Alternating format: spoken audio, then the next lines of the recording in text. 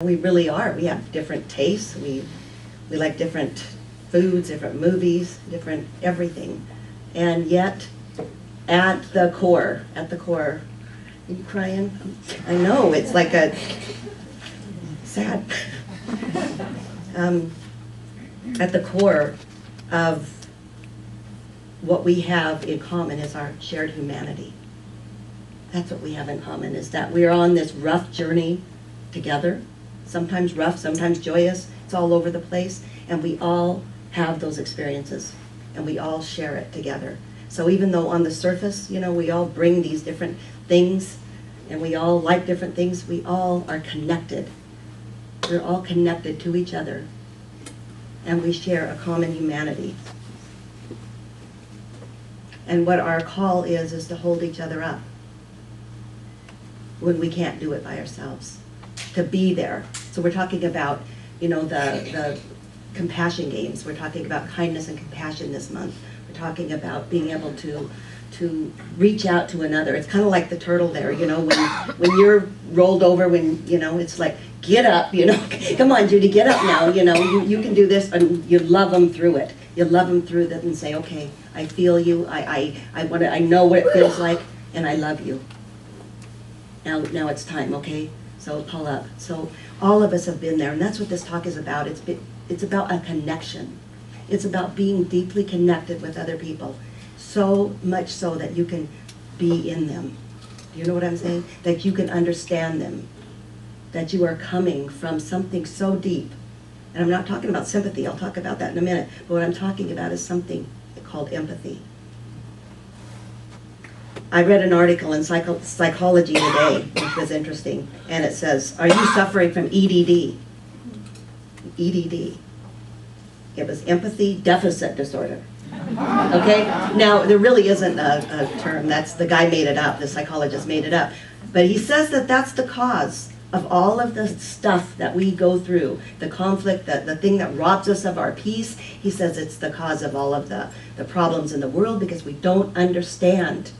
We don't understand what other people, it's not even that we understand, but we can't feel it. We can't feel what they're going through. And we're unable to step outside of ourselves, he says, enough to give it time to be able to relate to another person. He says that anybody that thinks and behaves differently than us, we judge. We start to judge. And I think that's kind of important. I haven't thought about that before, but I notice that is true. At some level, all of us at some time in our life lack empathy. Not all the time. Sometimes we have it, sometimes we don't. But we have this supreme view that our view is right. Now think about your own life. This is, when I do these talks, I think about my life, and I'm going, am I this way? No.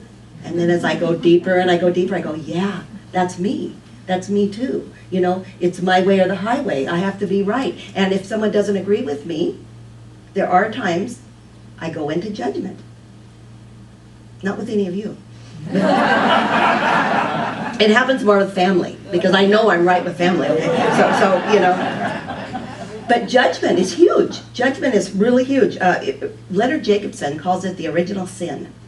And I believe that's true. If we didn't have any judgment, that our lives would change completely. See? And I'm thinking back at a time when I was in the traditional Christian fundamental church. And I couldn't stand it anymore because it was so judgmental, right? I remember sitting in pews at the time and hearing how there were so many sinners, and that we were sinners, and it was just so judgmental that I got up and I walked out, and pretty soon the minister, I tell this story, comes to my door, knocks on the door, and says, you're a backslider and a sinner, come back to church, I was a little girl, I was so scared at the time, and I'm thinking, it drew me away, the judgment did. Now, this is interesting, because then I spent many years myself judging the judger. Do you know what I'm saying? So I spent many years judging that tradition for the judging they did. And I think that I'm trying to say that it becomes a vicious circle unless we can step out of it. And not become the judger. To be able to see it, to step above it, to see a big picture of it, but not get in and judge. and put ourselves in those shoes. I did that. I put myself in that little minister's shoes that came to my door and was yelling at me. And I thought, he was saving my soul. That's what it was about. It really wasn't about judgment. It was about trying to make me better. It didn't. Maybe it did. Maybe it brought me to where I am. So that's not really true. But, I have my rigid views, and I know that you have yours. And I keep thinking, why can't people just be people? Why do we have to make such a big deal if you're a Democrat, if you're a Republican, if you're gay? Let's just let things be. Why do we have to label it and judge it? And I judge the people who judge that. So look at your life and see if you do that too. Most of us, believe that we can step into compassion and empathy, but when it comes right down to doing it, do we do it? And that's what this is about, It's about looking at people and going deeper than their surface. Going deeper than what you see. And I love doing that, Sometimes I just look at people and I can think, wow, the depth of what they've been through and who they are today just like blows my mind. And when I'm upset with somebody, doesn't ever happen hardly. And I'm being facetious because it does happen. And the truth is when I find myself there, I now am able to put myself in their place and see what they're going through. To be able to step back for a minute, and I look at like my families and my my kids, my daughter, and I'm able to step back and say, wow, it must be hard to be you right now. I don't say that. I don't say that. It's important that we don't do that. There's a difference between sympathy and empathy. And see, empathy is what we're talking about today. It's about putting ourselves in another person's shoes when we're having some kind of, trouble or some kind of issue or challenge with them. It's being able to sense their feelings. It's stepping deep enough into this feeling of, wow, I'm so sorry. See, sympathy's fine too, but it's different. It's being able to stay in your shoe, right? And being able to see, oh, I feel bad that you're going through this, but I don't know how it feels. But when you are in empathy, you are connected and you know how it feels. And the truth is that we can't be empathetic with other people if we're not empathetic with ourselves. You know what I mean? If we don't understand our own feelings. That's the kicker here. So many times we don't know what we're feeling. We don't understand our feelings. How can we be compassionate? How can we be empathetic when we have all these feelings down here that we don't even get? So the call here is to understand what you're going through, to feel your feelings, even if you don't understand it. Maybe that's not the right word, understand, but it's to be able to feel what you're feeling. Let it come up to the surface. You don't have to hang out there forever, but recognize that you're feeling sad. Recognize that you're feeling angry, mad, and it's okay, because when you feel it, you can be empathetic when another person feels it. That's huge in this whole thing. It's acknowledging, because it provides an assurance for us. You say, how does it feel? How does it feel to be in your shoes? See? Compassion is what we're talking about all month, and compassion is a soul trait. It's something that you already have within you. So you've got the God qualities already in you. You're divine. You have a piece of the divine in you. And the piece of the divine means that you have compassion in you. You have wisdom. You have kindness. You have love in you. That's who you are. You already have it built in. It's just that we don't act on it. We block it because we think we're separate. And the minute that we know that we're connected, the minute that we feel our feelings and know that we're connected with this whole world, the compassion starts to shine through. It's a God-given quality, this compassion. That's why we're focusing on it all month. It's kind of, somebody said, well, it's kind of dumb to write these all down and stuff, these little kindness things. But the truth is, it lets you realize, it brings out the compassion in you when you see what you have done. I mean, we've had so many people give us these little things that they've done of acts of kindness. They're not little things, they're big things. They're huge. You are making a difference in the world when you make a difference in one person's life. See, when you see somebody crying and they're upset and you smile and say, it'll be okay, that's one thing. When you connect with them and say, what can I do? How can I support you? That's another. That's empathy. It's feeling it. You cry with them. You cry too. That's empathy. And compassion is empathy in action.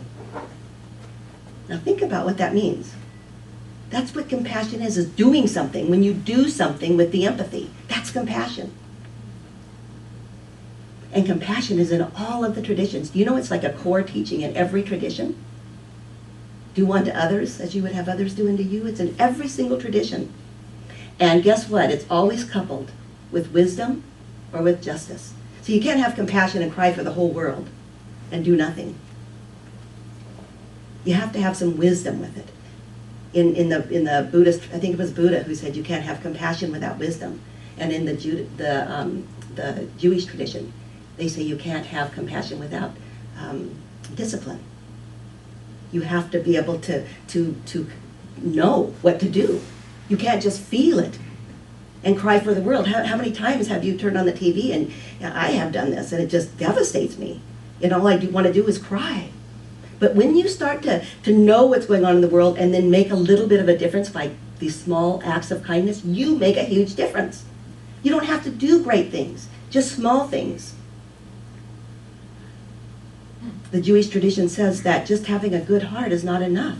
Just feeling empathy is not enough. You got to do something with it. You can't just stay on the mountaintop and meditate and get enlightened. You got to bring that enlightenment back out and touch other people. It's about joining together and sharing. See, you share that feeling. Every time Judy cries, I want to cry too. It's like this shared feeling, because I get it. You know, I get what she's going through.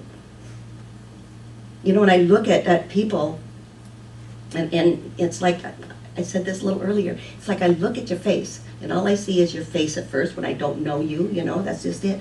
But inside, the ones I know, I'm going, wow, there's layer upon layer upon layer of this stuff that you've been through, and I see the wisdom that has come through.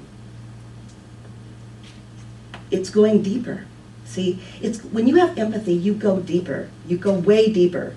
You go below. I always say you go below, right? So if somebody is like, I probably shouldn't tell this, but I'm going to tell this story about it, because it worked both ways this week, okay? So Judy was a little crabby. I know what you're going to say. She's when you were the crabby one. But okay, Judy was a little crabby, okay? So I saw that, right? And she snipped. Is that the word snip? Like snip back, you know, snapped, snapped, something like that. Okay, she snapped something. Okay, so I had empathy. Now this is the truth.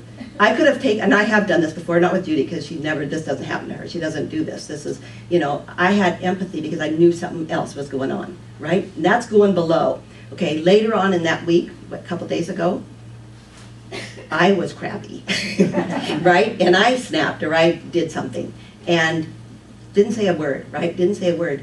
But she goes, what's going on? How you doing? Right? Because she felt the empathy. Do you understand what I'm saying? She went below. So here's my point, is that on the surface, we can be crabby. We can be mean. You know, we can be anything. Now think of somebody in your life and think of yourself when you're this way. And when you go below, you know that there's more going on, right? It wasn't about me being crabby. She knew I had some other issues that I was dealing with. And I knew she had some other issues. So instead of taking it personally, there's times when I would have went, oh man, you know, she hates me, you know. Oh, well, that's rude, you know, this rude, you know, I've done this and I've done that for her. You know, my gosh, how could she do this? Now think about in your life where we take things personally when someone is mean to us. Every one of us here has done that. The truth is, go deeper.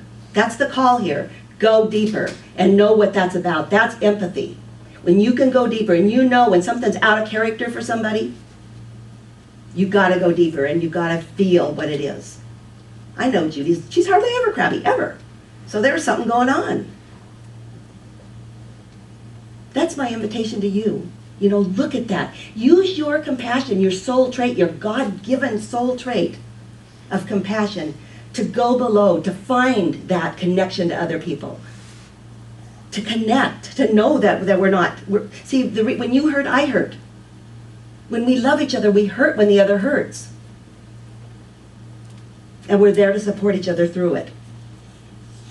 So, I'm going to close. I'm running late, but I just want to say that we are hardwired, you guys. We are hardwired to be empathetic, to have empathy, to have compassion. Do you know that? Do you know that those little neurons go off, the little lights in your brain go off? We're hardwired. We have these mirror neurons. And when you see somebody cry, you cry too, because you have that. See, and it's easy to cry when someone cries, but it's not so easy when they're mean. Get it? That's the difference. Because each one of us have gone through it. So here's the deal. You can retrain your brain. You can retrain it. We know that now with neuroplasticity, by just conscious acts of kindness. What you're doing is retraining your brain every time you're kind to somebody, every time you smile at somebody, every time that you give them money, every time if you want to, every time that you do something kind, your brain changes. You put these little grooves in your brain and you become a better person. And guess what? When you become a better person, the world gets a little bit better. Thank you.